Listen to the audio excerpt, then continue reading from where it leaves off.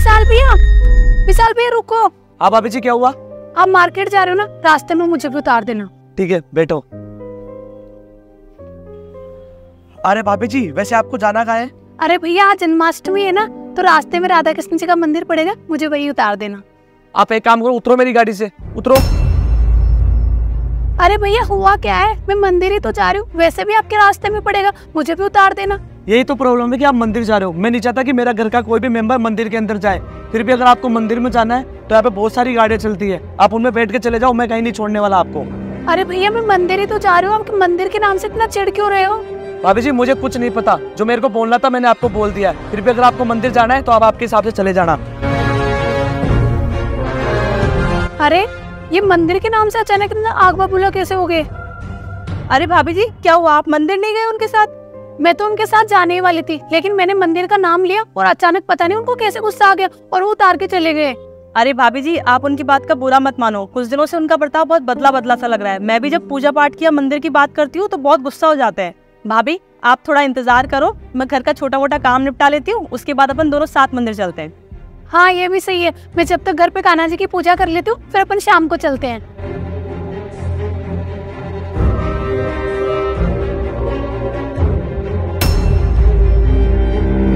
भाभी जी बुझाओ इस दीपक को।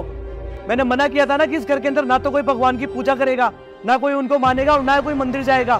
फिर आप ये क्यों कर रहे हो? आखिर आपकी प्रॉब्लम क्या है भैया? आप भगवान के नाम से इतना चिढ़ क्यों रहे हो? क्या बिगाड़ दिया इन्होंने आपका? अच्छा इन्होंने दिया क्या है आज तक? बचपन के अंदर ही तो बाप का साया सर से उठा दिया, और जब बड़े हुए घर की जिम्मेदारी आई तो उन जिम्मेदारियों को पूरा करने के लिए नौकरी नहीं है, और अगर गलती से कहीं पर नौकरी भी लग जाती है तो 2-3 दिन के अंदर वहां से निकाल दिया जाता है। ये दिया गया इस भगवान ने। हाँ तो भैया आप इस सब में भगवान को क्यों दोष दे रहे हो? ये तो सब किस्मत का खेल है, किसी को ज्यादा तो किसी को कम। सही कह रहे हो भाभी जी आप, ये सारा किस्मत का खेल है। लेकिन जरा बताना है किस्मत लिखता कौन है? वो भगवान ही लिखता है ना हमारी किस्मत। जब उसने हमारी किस्मत के अंदर इतने दुखी लिख रखे हैं तो हम क्यों पूजे उसको? हाँ भैया किस्मत तो भगवान ही लिखते हैं, लेकिन मुझे मेरे कान्हा पे पूरा विश्वास है, वो किसी की किस्मत में कुछ बुरा नहीं लिखते। सही कह रहे हो आप, किस्मत तो उसने बहुत अच्छी लिखी है, तो दिख ही रही होगी ना आपको इस घर की हालत भी। अरे क्या हुआ? मैंने तुझे कितनी बार बोला कि इस घर के अंदर ना तो कोई भगवान की पूजा करेगा, ना कोई इनका नाम लेगा, ना कोई मंदिर की बात करेगा। फिर ये सब क्या चल रहा है? आज के आज मंदिर हट जाना चाहिए, वरना तेरी खेड़ नहीं, समझी? भाभी जी देखो ना इन्हें क्या हुआ है, पता नहीं क्यों आजकल भगवान के नाम से इतना चिढ़ने लगे हैं। भला भगवान ने इनकी किस्मत से क्या छीना है? हाँ मुझे पता है, भगवान अगर किसी की किस्मत से कुछ छीनता है तो उससे दोगुना करके लौटाता है, लेकिन थोड़ा सब्र करना पड़ता है। रही बात उनके पापा की, तो उनके तो ऐसी बीमारी हो गई थी कि उनको आजीवन दुख ही मिलता, और भगवान नहीं चाहते थे कि उन्हें दुख मिले, इसलिए बुला लिया अपने पास। और वैसे भी भगवान कुछ करता है तो अच्छे के लिए ही करता है। कोई बात नहीं भाभी जी, आप तो पूजा करो और उनकी बात को दिल पे मत लो। ठीक है मेरे कान्हा जी, मुझे नहीं पता ये सब मेरे घर के अंदर क्या चल रहा है, लेकिन मुझे आप पे पूरा विश्वास है, आप सब ठीक कर दोगे। हाँ भैया। मैडम ये विशाल जी का घर यही है क्या? उनका ये ज्वाइनिंग लेटर आया हुआ है। हाँ विशाल जी का घर तो यही है, लेकिन ज्वाइनिंग लेटर? किस चीज का ज्वाइनिंग लेटर? मैडम ये तो बहुत बड़ी कंपनी का ज्वाइनिंग लेटर है, लगता है भाई साहब की उसी के अंदर बहुत बड़ी नौकरी लगी है। आप ये तो भाई साहब को दे देना। ठीक है। अरे विशाल भैया कहाँ हो? बाहर है ना? हाँ बोलो।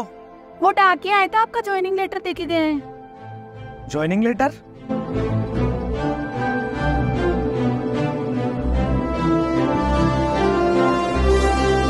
अरे भैया ऐसा क्या है जो इतना देख के खुश हो रहे हो आप? अरे भाभी जी अभी थोड़े दिन पहले मैंने एक MNC कंपनी के अंदर अपना इंटरव्यू दिया था, और देखो वहाँ पे मेरी मैनेजर की जॉब लगी है। अब तो मेरी पूरी लाइफ सेट हो जाएगी। देखा भैया, मैंने बोला था ना, भगवान कभी किसी के साथ बुरा नहीं करता है। बस फर्क इतना सा है कि जब वो हमारी परीक्षा लेते हैं तो हम उन्हें समझ नहीं पाते और सारा दोष उनके ऊपर डाल देते हैं। हाँ भाभी जी आप सही कह रहे हो, ना जाने मैंने भगवान के बारे में कितना गलत बोला। मुझे ऐसा नहीं करना चाहिए था। आज जो कुछ भी देन है सब उन्हीं की है। देर से ही सही, लेकिन समझ में तो आया आपको। और वैसे भी आज जन्माष्टमी है, आज भगवान सबके घरों में खुशियाँ ला सकते हैं, तो वो अपने घर को कैसे भूल सकते हैं? अब चलो और भगवान से आपकी गलतियों की माफी मांगो और उनका धन्यवाद करो। हाँ भाभी जी। भगवान श्री कृष्ण जन्माष्टमी के इस पावन पर्व पर भगवान श्री कृष्ण आपके जीवन में सुख समृद्धि और शांति की वर्षा करे और आपको और आपके परिवार को श्री कृष्ण जन्माष्टमी की ढेर सारी बधाइयाँ। जय श्री कृष्णा।